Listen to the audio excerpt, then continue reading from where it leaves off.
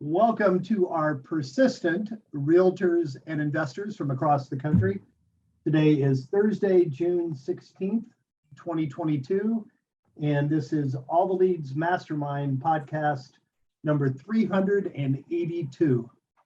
Welcome one and all. Alyssa or Bruce, you want to start like we always do by telling them, how they can participate on the various media that they may be on? Take it away, Alyssa. Alrighty, so if you are with us on Zoom, you can place your question directly in the chat if you don't want to speak on live. If you want to go ahead and ask your question live, just simply raise your hand using the reactions button at the bottom of your Zoom tool panel. If you're watching on Facebook or YouTube, all you need to do is place a comment in the comment section of any of those platforms, and we have moderators standing by. Perfect. If all else fails, we've had a couple of people just go like this, and we usually notice. So wave your arms at us, last resort, and I will mute my phone. And I guess I'll turn it over to you, Bruce. All right. I don't have a whole lot of an opening for you guys today. It's just another exciting week. We've been hearing some success stories and some closings from several of our subscribers who are getting some traction with probate. That's always super exciting when I get to hear some of the success stories. A lot of times you guys that are on this call or maybe listening after the fact don't realize that we do have a winner of the week on any week that someone shows up with a success story. So I may hear about it on the back end or the front end of the call, and then whoever it is that shares their closing that they just had or the deal that they just signed doesn't show up and share their win. If you do, you're going to get a discount on your next month of leads. So please, guys, if you have had a closing, you've turned a probate lead into a deal, we want to hear about it on a weekly basis. I hear about it after the fact quite frequently, and sometimes schedules just don't work out. I get it. But if you guys close a deal or you have a big success, raise your hand, share it with us. We want to give you a discount on your leads, and we want you to be able to brag about your success. So that's all I'm going to ask. With that, I want to let my fellow coaches throw in their 2 cents if they have anything. Yeah, I think right along those lines, we talk a lot about what's the dialogue, because ultimately every deal is going to come as a result of a conversation. So we need to be prepared to have that conversation. But getting into that conversation, we typically talk about 2 different ways: sending out direct mail, and then also having, initiating that conversation by cold prospecting. So we do talk a lot about cold prospecting and that particular dialogue, but I think there is some success stories that we've been having, and talking with people that have been exclusively focused on direct mail as their means of marketing. And just want to, put that out there for everyone that's watching. If you have a piece that's really performing well and you're having success with direct mail, take the opportunity now to raise your hand so you can share some of those successes with us, because even those types of things can actually win you success of the week type opportunities. So we'd love to hear about your direct mail success. Raise your hand. Yeah. I love what you just said, Chuck. I used to, when I was very, very heavily actively prospecting and working probate leads, I'd show up to someone's house and they'd pull out a stack of letters, and 4 or 5 would be mine. And they'd say, "We got your letter 4 months ago. We got your letter last month, and we've been saving them. And we knew that we were going to call you." That's the best kind of business to get. We do encourage those phone calls. But when somebody calls you and says, "Hey, I want you to come out and buy my house," or "Hey, I want you to come out and list my house. I've been getting your letters." That's a great, great feeling. It's easy business. All right. Follow up, Chuck. We do have, we had someone who was going to have a very similar story, and they are on an appointment. They'll be here next week, but small county in Tennessee, very small number of leads.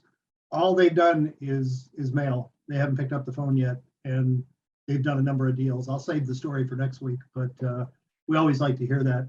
Mm-hmm. Kind Yeah, of I just, relate, it's somewhat related, Bruce. There's a couple questions, not about mail, but about emailing.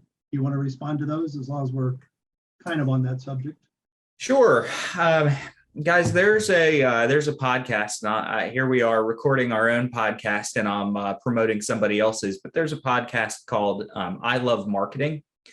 It's hosted by Joe Polish and Dean Jackson. Man, it'd be amazing if we could get them to come over here and jump on ours. Dean was an old real estate guy. He is credited, I don't know if this is true, but he's credited with inventing the squeeze page. So any more we land on websites, and there's always a pop-up that says enter your information for this or that, or put your contact information in. And apparently Dean came up with that idea. So Dean's a old real estate guy, and they have what they call the 9-word email.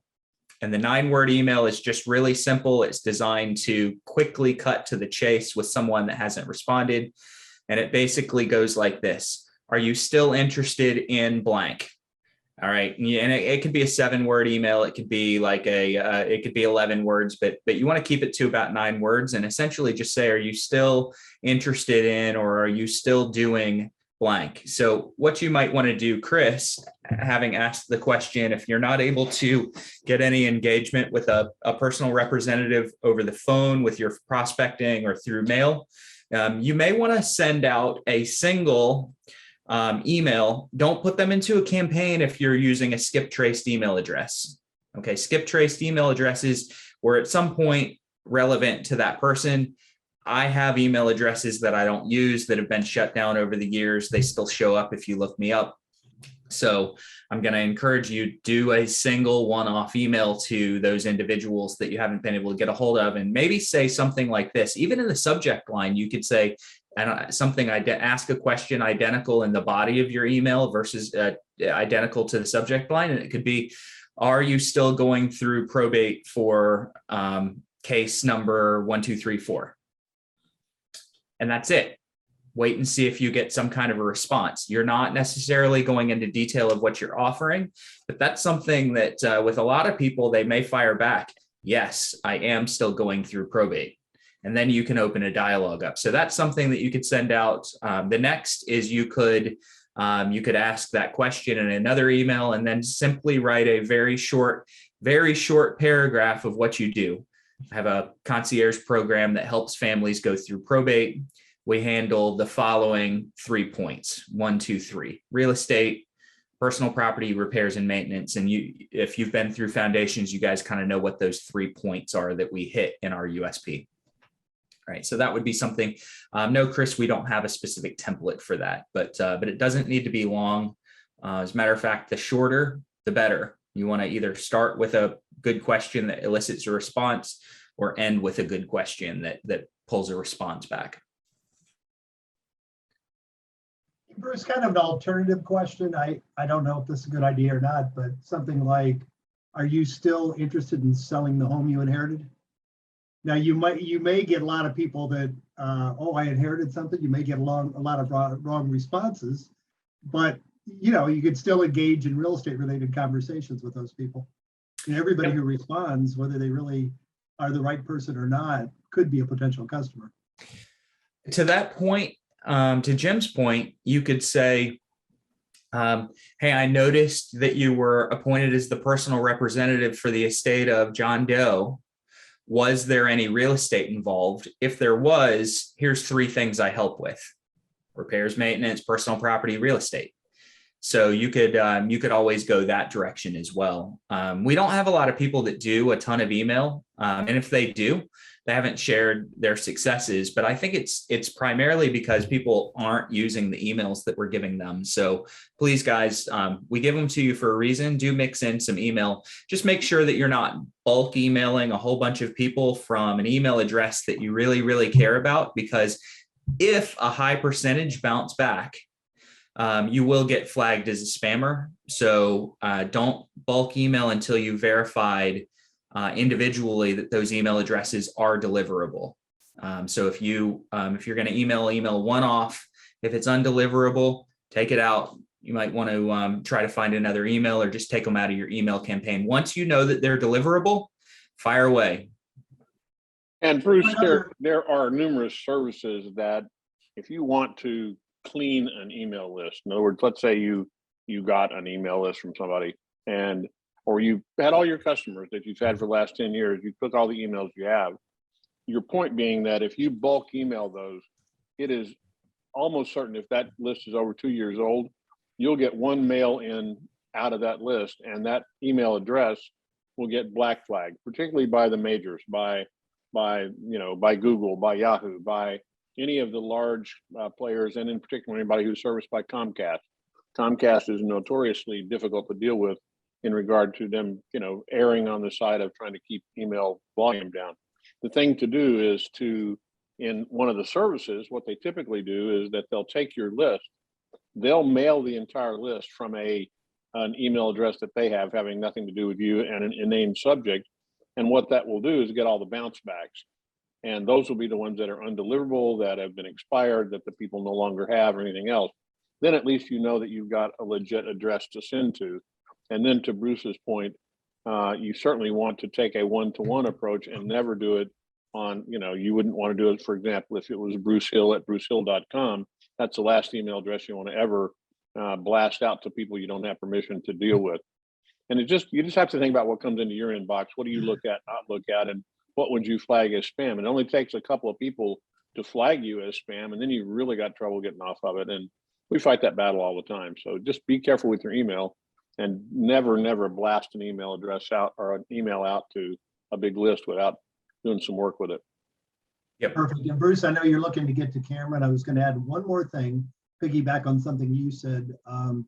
We haven't had a lot of success stories with email. We have heard from more than one person over the years that they have done very well with just putting regarding probate case number A7206 in the subject line, because it does get it opened, especially with the attorneys and also with the executor. They tend to think it might be some kind of official correspondence, and it does get it opened. And then, you put something engaging in the content. Absolutely. Yep. And guys, we've kind of mentioned we haven't heard a lot of success stories. Two points to that. Number one is I think a lot of our subscribers are using the email addresses. Most of you guys are mailing and calling, which is awesome. Those are the two power prospecting pieces that you can do. With that said, we have heard success stories on email. 100%. We have heard success stories from email. So I don't want to downplay it and tell you guys, oh, there's no success in email, nobody's doing it, that kind of thing. I think very few people are doing it. Most are focused on mail and phone. But there are still some success stories that we've had. We just don't get quite as many from email as we do from your letters and your phone conversations. And if anybody's on here that's using email successfully and you've had good luck with doing it, this would be a great time to share, because it is an area that we don't focus a lot of energy on, specifically for some of the reasons that we said. We try to keep you out of trouble, and it also, monitoring all that kind of ends up taking a lot of your time, and we're trying to be careful with your time as well. But if you've had successes doing it, let us know if anybody's on the call that they've done that. And Bruce, remind me to talk with you after the call about Joe Polish. I've dealt with Joe before, know him, and could probably get him on if you want to do that. Oh yeah, that'd be outstanding. I love Joe and Dean. So cool. One more thing on the email. I think it's really important, maybe not from a cold email perspective, but when you do connect with somebody in that conversation, either they call you off your direct mail or you connect with them in cold prospecting, maybe they're saying, we don't need any help right now. If there's a way to work that into your dialogue to ask for their best emails so you can follow up and stay in touch with them, then you have a much better opportunity to provide them follow-up information, additional value propositions, and including video into those emails, which may be able to tip the scale in your favor from a standpoint that you're able to explain on their timeline. They don't feel the pressure of being in that live conversation with you. In all of our strategy calls and orientations, I recommend getting that email address if they will provide it to you on those phone conversations. So working that into your dialogue can really be beneficial for your ability to deliver them value. Maybe they're not going to reply to the email, but at least it gives you that opportunity that may tip the scales in your favor. It's a great marketing touch. And by the way, I can't let what Chuck just said sit alone. I've got some commentary to add there. Total agreement. Cameron, your hand is down. If you still wanted to chime in, ask a question, or share something, if you'd put that back up. I just don't want to call on you if you don't have anything. Before I do, and anyone else that has questions or comments, please raise your hand. I thought you were wanting to share wins or something. Yeah, we'd love to hear a win. Why don't we go ahead and do that? Why don't we go ahead and do that? And I don't have a specific one. I just wanted to be enthusiastic about looking at my numbers and realizing that like over 30% of my business is from probate. I don't do any direct mailing. I just call them. And just had another probate appointment yesterday that I didn't get signed, but I'm feeling good about it. I'm going to meet up with them again in a day. I don't know. I would just, I feel like probate's such a win in general. I do need to get direct mail going because now that I'm realizing it's over 30% of my business, if I took it even more seriously, it could be over half, I'm willing to bet. Yep. And probate, man, I just closed a couple of probate deals and I don't know, just getting better at it. And from the first time I heard an All the Leads podcast, probably all the leads being interviewed, I think it was by Tim and Julie Harris back in like, must have been 2018 or 2019. I knew, I was like, dude, that I need to make that my thing, you know? And sure enough, here, I feel like I'm doing it. So I don't know, just love you guys, love the service, love these things. And that's my win, I guess. So that's all. Thanks, Hey, Cameron. that's awesome for you to say that. I'm going to pick on you about something for just a second. And, Yeah. you know, bless your heart for stepping up and telling us that, because that's great. But you started off by saying something that is vitally important, and you did. And I just want to, you know, you said you just kind of looked at it and realized how much of your business was coming from probate. And the one thing I would say about that is that, you know, that's looking at your business as a business. And a key element in that, everybody that's on here, you should be looking at where is your business coming from? What is your market? Where are you getting information from? And, you know, what's your sweet spot? And you just answered that question for yourself.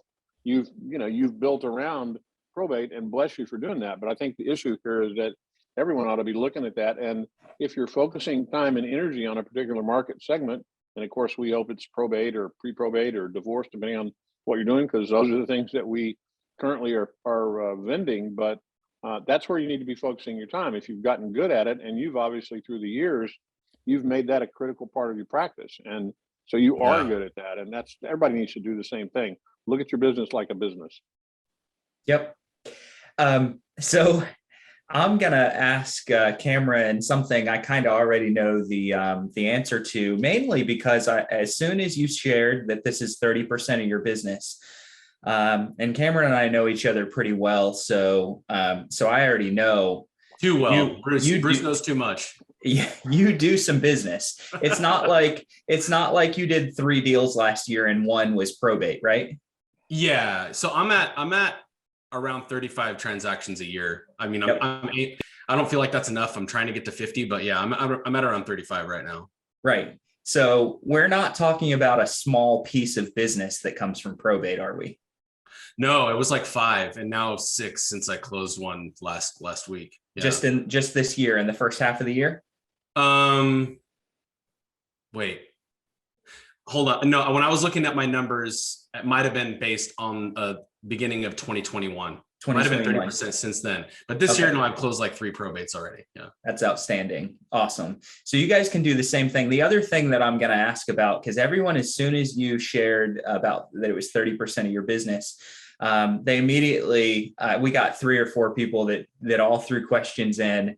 What do you say on the phone? How do you open it up on a cold list, someone that doesn't know who you are? And before I ask you that, Cameron, I'm going to ask you, and again, I'm asking a question I already know the answer to. Do you feel 100% supremely confident on the phone when you call someone that you don't know? Absolutely not, dude. Yep. Absolutely not. I was like, oh no, I hope we don't go into the role play, because I feel like I still fumble through it. I need to work on it more and more. But I use that 3-point strategy. And I should follow your principle of saying less initially, but I open it up. Saying, hey, Judy, I'm just not Judy. My name's Cameron, and I'm calling because I help people go through probate, and I let it sit. That's standard every time. And it's usually a weird, awkward, like, okay, even especially if it's not someone that's dealing with probate at all. But the ones that are receptive, I kind of dive right into that 3-point strategy, the 3 things they need help with. Oftentimes they need help with things in 3 categories: the personal property, the maintenance, personal property, and the real estate itself. So I'll dive into that and say, I just like to reach out to administrators and see if I can offer a helping hand. And that tends to go somewhere more often than not. Yep. Simple.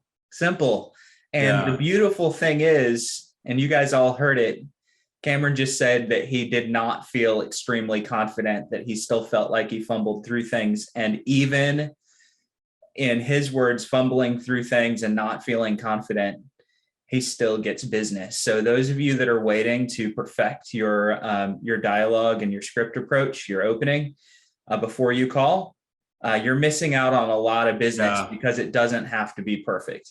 Done is better than perfect, that's for sure. Well, and I think one of the key points really is that the more conversations that you stumble through, the more mistakes that you make, the better opportunity you're going to have to just have it roll off your tongue.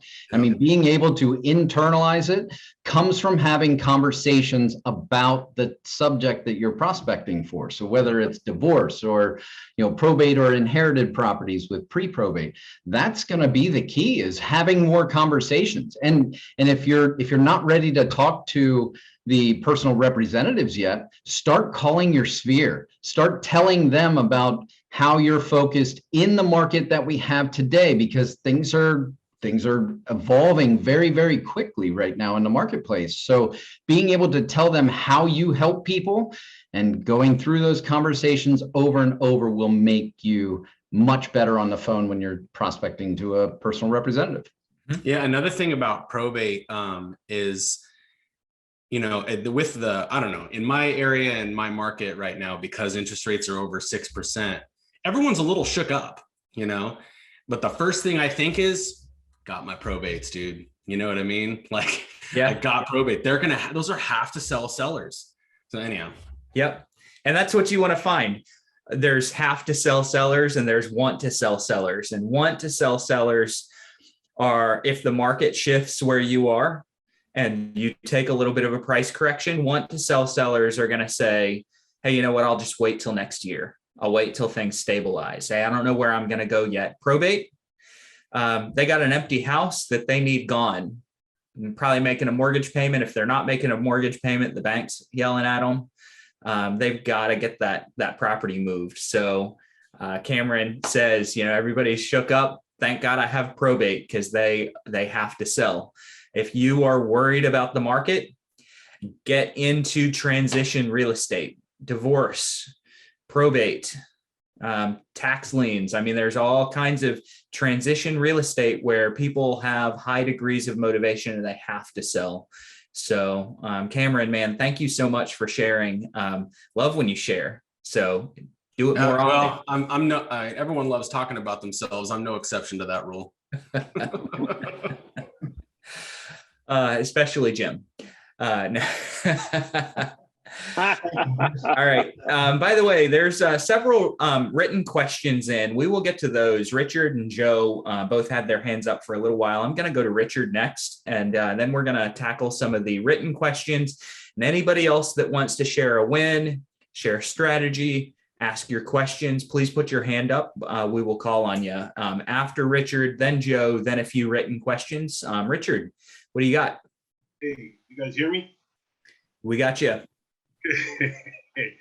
Good afternoon. So I got a few questions. I guess I'll begin with the the toughest, actually the most important one. So I've been helping a personal representative, giving them a lot of value and stuff, telling them, put a no trespassing sign and so on. So he called me yesterday. He's like, hey, look, he's not in town. He's out of state. I'm going to be in town the 27th of June. He wants to sell to an investor, right? So he asked me, do I have investors that will put in an offer? I said, absolutely. He said, so that day when I come, have them come up for the first two, the 27th and the 28th. I'm trying to figure out how to structure that. Maybe you can give me some advice. So I'm not sure how to put it together as far as because I do have a list of pretty like 30 investors that I can actually call on. But what kind of So you first off is you want to make sure that if you put this together that you get paid, right? Absolutely.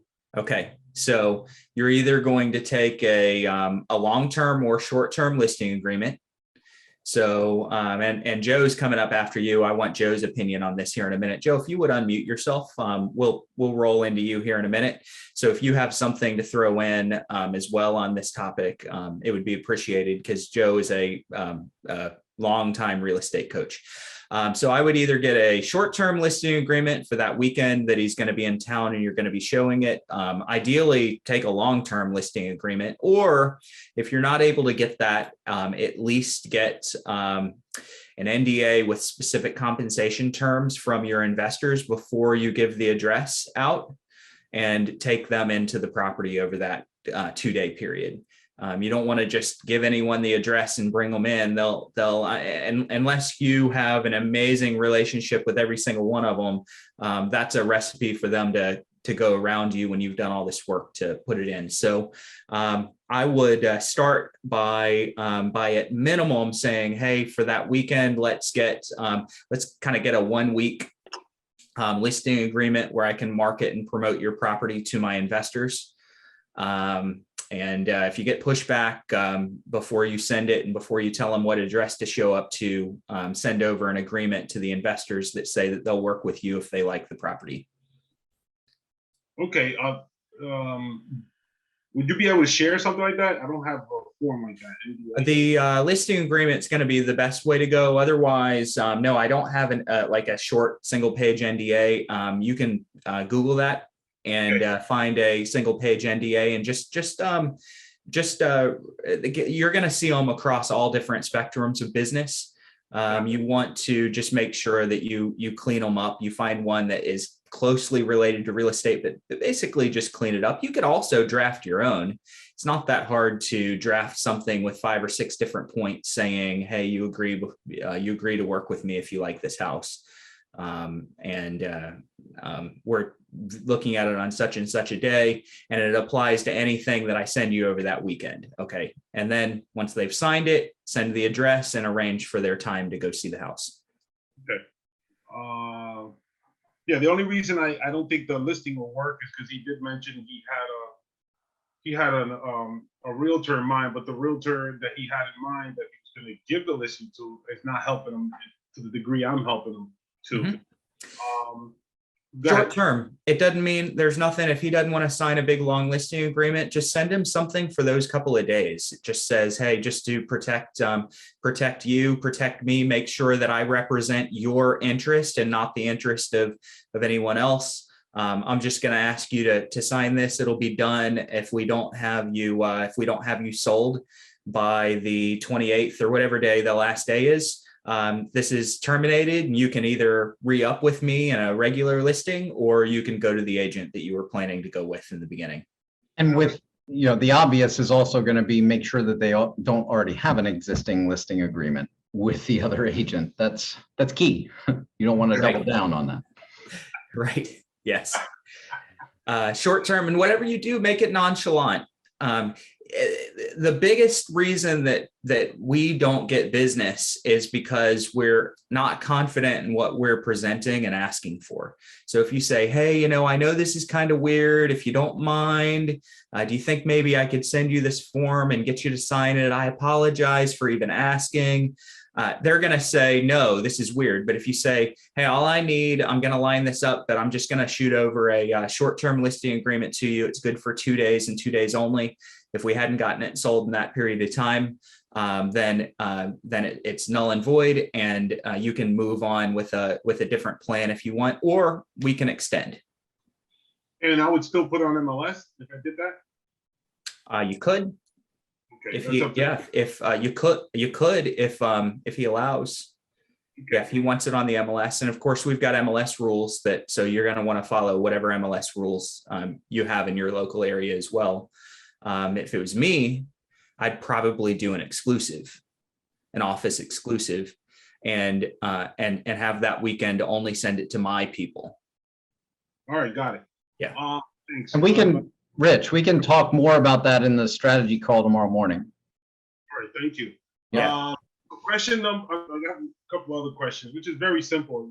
I'm just wondering why do we get in the contact information of the PR? Why do we get like attorney numbers sometimes? And that's kind of weird. I just, sometimes I'm on a dialer and an attorney's picking up, so-and-so Esquire. I'm like, what? I'm just asking, do you guys know? Yeah. Tim, you want to answer that, or you? Sure. So if you're getting an attorney and you're calling down the PR list, that's what you're calling. You're getting an attorney because the attorney is listed as the PR. And in some cases, you find that the personal representative for someone is their attorney, and that's a designated person. It used to be relatively common that they would hire an attorney to handle the administration of the estate. In the last, 25, 30 years, personal representatives have become more likely a family member who's responsible for it, and they deal with an attorney, but the attorney is not getting paid to handle all of the distribution of the estate and dealing with all the heavy lifting to get it all done. They're simply making sure that it's legal and goes through the courts properly. So if you're getting that, you're getting it because they are the PR. Now, if you're calling every number we give you and you mix the attorney phone numbers in there, or you get attorney phone numbers, it can't help you there. But typically the PR is only going to show an attorney if they were an attorney. Okay. Well, I do get where the PR, according to the list, is a person or whatever, an heir or a family member, but then the attorney is also like on one of the top numbers of the PRs.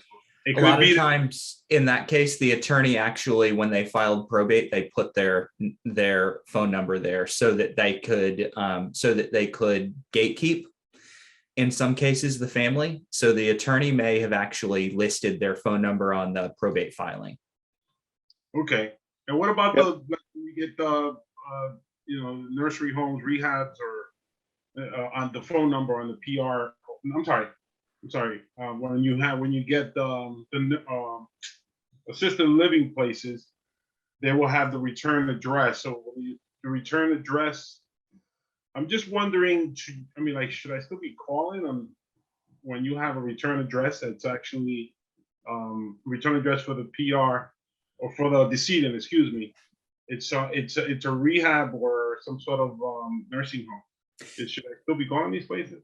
With a different strategy, you probably don't want to call them with your regular probate prospecting, but you want relationships with assisted living, nursing homes, churches. I've seen churches where the family may have donated real estate.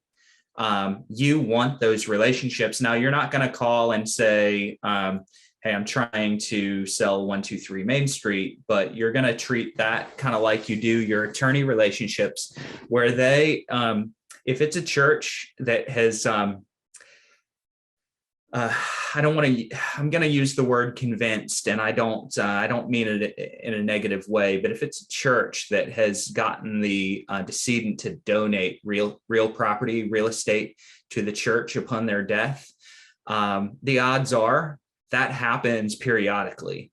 It's not a one-off situation in most cases.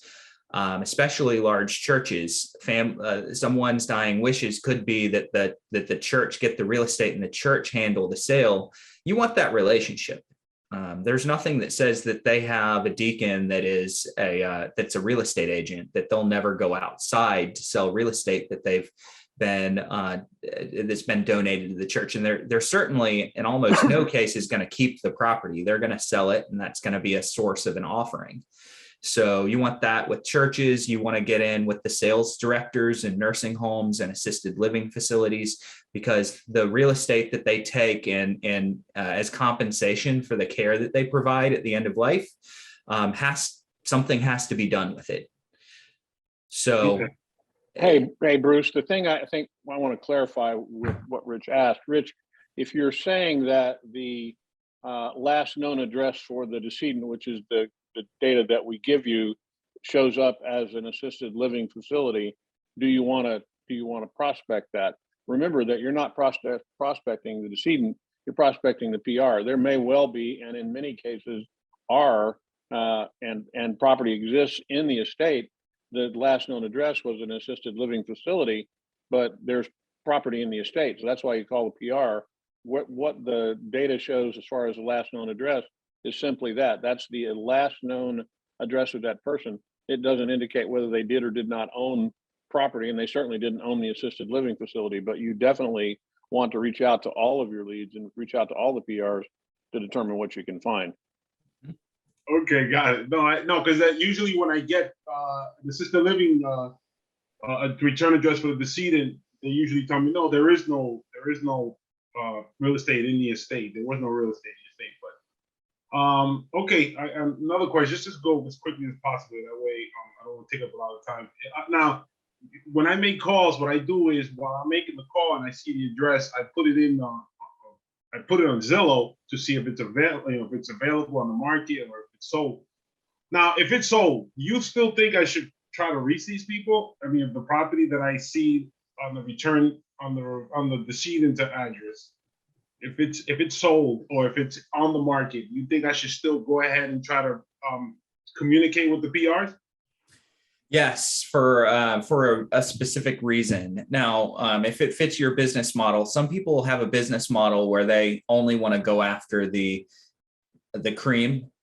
And in that case, you could certainly scrub them out and not call them. But if you have a business model where you're looking for every opportunity to build relationships and potentially get other business, call them. If you were to run Property Plus against that list, you would find a lot of properties that the decedent lived in that were already sold. And very recently, or maybe the decedent lived in a rented house and you run Property Plus and you realize that they own 4 other houses in different areas. Hold on, Cameron. All right. So that they may own 4 other houses that aren't showing up as their last known address. So 100%. It's not everybody, but in every list, there's going to be maybe 10%, 20%. Of your leads that owned more than the property that there was their last address. Hey Bruce, I'm gonna pop in here for a second. And we've got a bunch of questions coming in on the chat side, and we're answering a bunch of the questions for Richard. But we're going to need to answer some of the rest of these because we're going to run out of time if we don't get to it. Rich, if you've got other questions, we're delighted. You've been great. It's great dialogue. We just need to kind of spread this around a little bit. If you'll just send a message to support anything that you want, or talk with Chuck the next time you talk to him. I think he's on with him tomorrow. Ask him the questions that you have, and we'll get through them. Okay. Thank you. No problem, Tim. Alrighty. Perfect. Thanks, Rich. Joe, Coach Joe, you're back on mute. Sorry, Yes, I didn't leave you room to talk a little bit ago. Can I give you 2 things real quick? Please. You go back to what you started with on that email. Are you still interested in blank? Well, that's the first question of the 2 best lead follow-up questions known to mankind. It's always, hey, Bill, are you still interested in getting that home that's in the estate sold? If they say yes, you are. Great. Can we set an appointment for this week to start the process for you? So if you do an email, are you still interested in blank? And they reply back and say, yes, I am. Well, what's the next step? Mm-hmm. Great. Can we set an appointment for this week to start the process? Outstanding. And Those are the two easiest, simplest lead follow-up questions known to mankind. I've been using them for 40 years. Do you still want to blank? Can we set an appointment? That's simple gold. Simple gold. We try to get complex and cute. And those two questions, every single person on here can use those two questions. And you know, remember, our whole purpose is to set an appointment. Mm-hmm. We can't get face to face with people. How do we do business? Or if we can't get on a Zoom call and do it that way, you know, there's lots of ways to get face to face nowadays, but that's it. Going back to what Rich was talking about, I do most of my probate sales that I sell to others are to investors. I have 3. We have an established business relationship. They know and will never go around me. If I introduce a property to them, they are protecting me in that property. Almost all of my deals are off market. I meet with the personal representative, evaluate the property, give them the 3 evaluations, you know, bring it up to market standards, sell it in the MLS, sell it as is, where is, broom clean, sell it as is, where is, personal property still there. If they say they want to go with the quick sale as is, where is to an investor, I tell them these are the terms. I will get you X price. It will be not subject to inspections, not subject to an appraisal. It will be all cash. It will be closed as soon as we have clear title. Are you agreeable to that? And Rich, I don't get a listing agreement signed. I shake hands with the people. They say, yes, I'll do that. Then I bring in an investor, show them the property, tell them the price. They already know the terms, and they also know the price is non-negotiable. I have pre-negotiated the price, and I know that the price will carry very well an after repaired value. So they know that's the price. I did one of these last Saturday, June the 4th, put it together. It's closing tomorrow. A little $42,000 deal, but my fee is $4,000 fixed, and the estate's paying the tax proration. Brought in one investor. This is the deal. They said fine. Went straight to contract. Mm-hmm. And the disclosure forms that you have to do, and in my state, I have to do a seller's estimated net sheet and a purchaser's estimated cost sheet. You know, so no listing agreement, no NDA, just straight to contract. And Joe, is that $4,000 fee to the estate or to the buyer? It's to the estate. Now I do them sometimes where the buyer pays a fee also if the estate can't handle it. You know, I did a $13,000 one last year where the estate paid $2,000 and the buyer paid $2,000. So it's just, you know, how you have to or can structure it to get it to work. And but they're real clean, simple, easy deals. You know, and I've got a listing appointment at 5 o'clock this afternoon on another one that's probably going to be the same way. So I actually did more sales last year off market, not in the MLS, than I did in the MLS. So that's a way to do it, but you got to know the investors, and you have to have a strong long-term relationship. Yep. That Joe, makes we sense? had a couple of questions for you. First is, what percentage of the price do you reduce by when selling to an investor versus listing in the MLS? Well, typically, I do that based on my rough estimate of what the repairs are going to cost. So I've done flips myself. I've done rental properties myself. So I have a pretty good idea about cost. And then I take the after repaired value and deduct the cost of sale and deduct the cost of repairs and say, okay, they can probably pay X. Let's put in a little fudge factor. And oftentimes it comes out somewhere between 50 and 60% of after repaired value. Mm-hmm. Okay. Now in this case, this is going The one we're closing tomorrow has got a pretty high repair cost. It's probably got $80,000 to $100,000 of cost in it, but then it's going to sell for 190 to 210.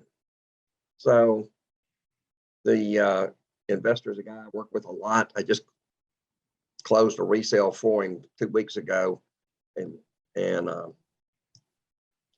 so it's going to work for him. Yep. He's going to make good money on it. So a couple of follow-up questions, and I have my answer. I'm not even going to hint at it. I'll just ask the way it was written. So the issue is that if you don't list it, then the beneficiaries, I assume that's what was meant to be typed, could potentially later sue you if they didn't get market value because you have a fiduciary duty to maximize the money to the estate. How do you get around that? I'm a transaction broker in our state under the law, and I'm just functioning to bring a deal together, and the PR knows what the deal is up front and agrees to it. I didn't twist their arm to sign a contract. You know, in today's day and age, you can get sued over anything, but if you're worried about getting sued, you shouldn't be in this business. Right. Tell them, Joe, tell them. That goes to some other questions that I've seen go in chat that we will not bring up as well. If you're worried about getting sued, you probably shouldn't be in this business. Now, quickly, my version of your answer to that is you've done your job disclosing what they should get if they list in the MLS. You've done your job explaining what they're giving up if they go as is, where is, broom swept, as is, where is, without cleaning the property out. You can prove that through documentation, and they select you keeping it as a pocket listing, or they select going to an investor without cleaning the property out. Then they can't come back, and they could come back and try, but they don't really have a whole lot of leg to stand on. If you can say, look, I showed them that we would get this much money if we listed the property in the MLS, and they decided to go with this other option. You're really limiting your liability if you've presented all options and you haven't misled them into thinking that listing's not the way to go. Right. And I've done a complete CMA for them, and in the price recommendation, I've outlined those 3 options. And you know, that's saved in the cloud forever. Yep. So to Cooper's typing Cooper Realty, it's true. The market sets the price. So we don't know exactly what market value is, but we definitely, as experts and as agents, licensed, and in some cases as investors, specifically those of you that are licensed, you know the price range, and it depends on how you word your disclosures. It really does. So you want to word your disclosures where this is what I think your price range should be. If the price gets bid up over that, it's certainly possible. So you need to, instead of naming a specific price, hey, I know for a fact that your house is going to sell for $201,000. That's where you're going to get yourself in trouble. You provide ranges and make sure that they know that they're potentially leaving some money on the table to go with an investor. You should be somewhat protected. Yep. Right. And if you're worried about it, and if you're uncomfortable in any part of that, then just make sure that you're documenting it from a paper standpoint, and you're clearly delineating the issue. The reason that they're going with an investor, and the reason that they're doing that, is because they're not willing to wait. They want to move more quickly. They'd like to get access to funds faster. That's why those quick monies for quick sales for cash are there. And if they want to wait, then they want to wait. They'll do their thing. And you're not, like Joe said, you're not twisting their arm to do that. As long as they're going into it with their eyes wide open and you're disclosing what you're doing, you should be fine. But again, not our job to do legal opinions. And Joe, one other thing, point out, you might want to share with them the market that you're in, and realize that, you know, your market may be a little different than some other markets.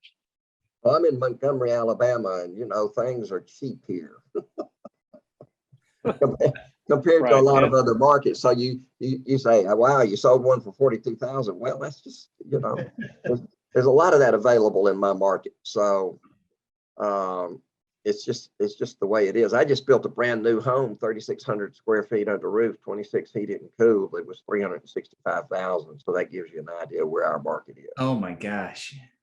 Oh, and a handshake in Birmingham, Alabama, I hate saying this because it's, I grew up in a similar environment, and handshake means a lot there. And in some marketplaces, you might think that would be a strategy that you might not deploy if you're operating in a, very, very highly competitive market with lots and lots of dollars. Your handshake might also be coupled with a solid agreement that you put on paper. Right. Yeah. And like this deal that I'm closing tomorrow, the PR was retired military. Well, I'm retired military. I mean, we got along. You have a trust factor, and I've done a lot of business over the years just on looking people in the eye and shaking their hand. Mm-hmm. Yeah, and somebody just made a point, and was making the point that I just made in the chat, that they said I'm in California, where there are 3 lawyers looking at every transaction, hoping to find a reason to sue. And that's exactly the point that I'm making. You have to be smart about the market that you're in, and certainly your broker is going to tell you the things that they need to tell you about doing that. And if you're approaching the market appropriately, just know your stuff, know what you got to go do. You learned that when you went through your training to go get licensed. And if you're a licensed agent, you've got specific responsibilities you got to deal with. But it is market sensitive. Agreed. Yep. So guys, a ton of chatted questions that have been given, some of which are just sort of follow-ups and some communication in the chat channels. In the future, the best way to make sure that we catch your question is to raise that hand, because we are going to miss a few of these. I'm going to do my best to answer a handful. Tim, Chuck, did you guys see anything that you thought needed to pop up to the top of the list here? Because we had a lot of back and forth in the chat bar this time. I've been trying to get some of the Zoom. Sorry, go ahead. I was just going to say, Alyssa, is there anybody not in Zoom that's asked questions that we need to talk to? Nope, just the Zoom ones. Okay, great. Mm-hmm. So I've had a couple of people ask about working attorneys, and working attorneys. Yeah, some attorneys are busy. They may have gatekeepers. They may think that they're better than you. In some cases, they may be better than you. So the key is persistence. The key is offering value, not trying to go in with a really strong sales pitch. You don't call and get a busy attorney on the phone and say, hey, let me take 15 minutes and tell you everything I do. Do you think I could borrow 30 seconds to tell you what I do? And then if it sounds like it might be beneficial to you, do you think we could grab a coffee one day? And then you lay out your USP the same way that you would a PR. And they're either going to be slightly intrigued or they're not. If they're not intrigued at the moment, you find another way to connect with that attorney. But I guarantee you're going to find a few attorneys that are open to a further discussion with you. The other thing that I always tell a lot of people to do is go to your financial advisor, because your financial advisor, if they're good, or financial advisors, I get calls from financial advisors all the time. They want to talk to realtors specifically and investors as well. So they're reaching out to you. The attorney is reaching out to the financial advisor. So if you want a really good in with a few estate planning and probate attorneys, go to your financial advisors, because they're referring the attorney business, and get the financial advisor to introduce you. So that's the biggest way the easiest way I've found to connect with attorneys. Cooper Realty, and I'm not sure who that is, but with the handle Cooper Realty said that prospecting and working the attorneys is key. And I would agree. We want to work those PRs, but don't ignore your attorney relationships either. And we've had a few people, and this answer has been given on a lot of our podcasts. So I'm not downplaying the questions from those of you that say that you're new, you don't know where to start. But let me briefly cover where to start, and we're not going to go into detail. If you're new and you've never done this before, you want to start by getting some mailers out the door. You've got a couple of different strategies with mailers. Just realize that a single piece of mail may or may not catch someone at the right time.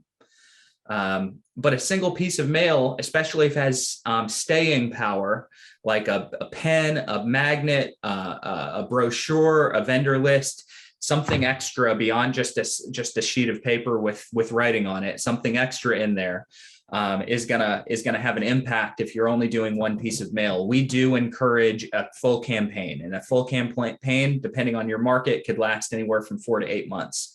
You want to follow those letters up with consistent phone calls and have conversations with PRs and family members. Easy. If you don't know what to say, go back and listen to what Cameron said in the beginning of this call when the podcast comes out. And then last, you want to build a digital presence, because people will open your letters, and many times they won't call you on that first letter, but they'll go check you out online. So you want to have a digital presence with a website, maybe some blogs, a series of videos, things like that. If you're not an expert, you don't have to worry about doing all this perfectly right out of the gate. You start with the basics and then kind of build on it from there. So if you go look at someone and they have 100 probate videos on YouTube, they didn't start there. They started just like you with a website. And then as they learned and as they got some experience and they put some time into it, they built up an arsenal of videos. They built up more blog content. They built up more web content around estate and probate and transition real estate services. And before you know it, after you've been doing it for a year, someone's going to look at you and say, how did you get all this content online? Little by little. But start with your letters, hit your calls, make sure that you have a digital presence for the people that are going to go check you out. Great place to start. It's a probate website. Any Chuck, Tim, Jim, do you guys see any questions that you think we need to answer immediately? No, I would say anytime you have anything pressing that we didn't get to, please follow up right after the call with us. You can either call our main number. The easiest way is probably just support@alltheleads.com, and they'll refer it to us, and we'll get back to you and have a one-on-one conversation.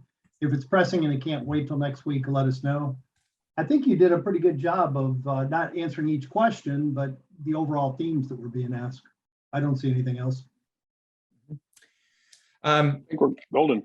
And we also offer private monthly coaching session for all of our subscribers that are getting leads through All the Leads. If you want real estate coaching, probate coaching, it is free once a month. It's basically an accountability and a strategy call with Coach Chuck.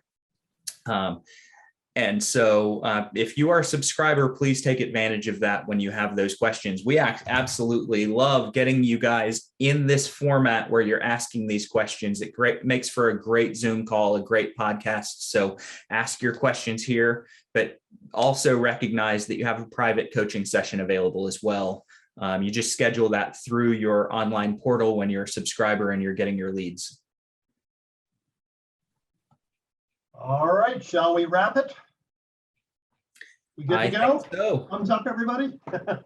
I want to thank each of you for being here today. I want to particularly thank all of you, and especially Cameron and Joe, who actively participated and shared such good content. And Rich. And I want to challenge each of you, take one thing that inspired you on today's call, go out and put it into practice, and please come back next Thursday and share your results with the group. Have a great week, everybody. We will talk to you same time next Thursday.